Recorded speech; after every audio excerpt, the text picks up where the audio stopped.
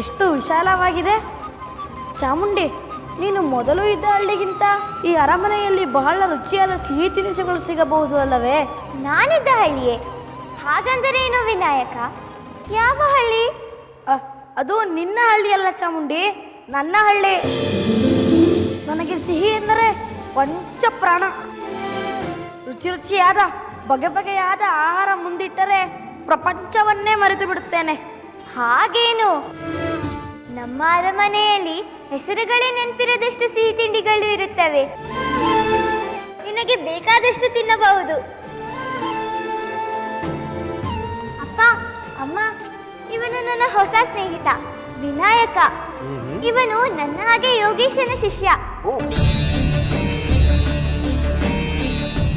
ನಮ್ಮ ಅರಮನೆಗೆ ನಿನಗೆ ಸ್ವಾಗತ ಮಗು. ನಿನ್ನ ಆಗಮನದಿಂದ ನಮಗೆ ಬಹಳ ಸಂತೋಷವಾಯಿತು. ನಮ್ಮ ಚಾಮುಂಡಿಯ ಉತ್ಸಾಹ ನೋಡಿದರೆ ಅವಳಿಗೂ ನೀನು ಬಹಳ ಇಷ್ಟವಾದಂತೆ ಕಾಣುತ್ತದೆ ಅಲ್ಲವೇ ಚಾಮುಂಡಿ? ಹೌದು ಅಪ್ಪ. ಇವನು ನನಗೆ ಎಷ್ಟು ಕಥೆಗಳನ್ನು ಹೇಳಿದ ಗೊತ್ತೇ? ಇವನ ಜೊತೆ ಕಾಡಲ್ಲಿ ಸಮಯ ಕಳೆದಿದ್ದೇ ತಿಳಿಯಲಿಲ್ಲ. ಹೇಗೆ ತಿಳಿಯುತ್ತದೆ?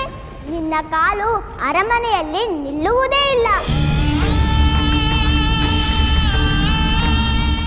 ಯಾವಾಗಲೂ ಕಾಡಿನಲ್ಲಿ ಅಲಿಯುವವಳು ನೀನು.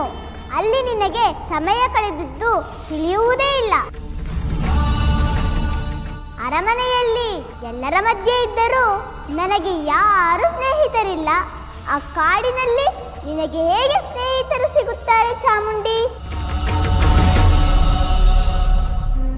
ಚಾಮುಂಡಿಯ ಹಾಗೆ ನನಗೂ ಕಾಡೆಂದರೆ ಬಹಳ ಇಷ್ಟ. ಅಲ್ಲದೆ ಯೋಗಾಭ್ಯಾಸ ಧ್ಯಾನಕ್ಕೆಲ್ಲ ಕಾಡೆ ಸರಿಯಾದ ಸ್ಥಳ ಎನ್ನುವುದು ನಮ್ಮ ಗುರುಗಳ ಅಭಿಪ್ರಾಯ.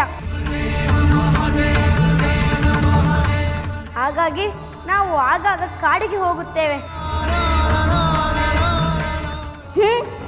ಏನೋ ಈ ಚಾಮುಂಡಿಯ ಒಂದು ವಿಚಿತ್ರ, ಜೊತೆಗೆ ಹೊಸ ವಿಚಿತ್ರ ಬೇರೆ.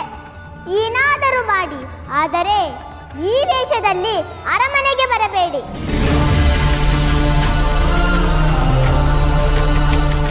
ಅಮ್ಮ, ಕಾವಲುಗಾರರಿಗೆ ಇವಳ ಪರಿಚಯವೇ ಸಿಗಲಿಲ್ಲ.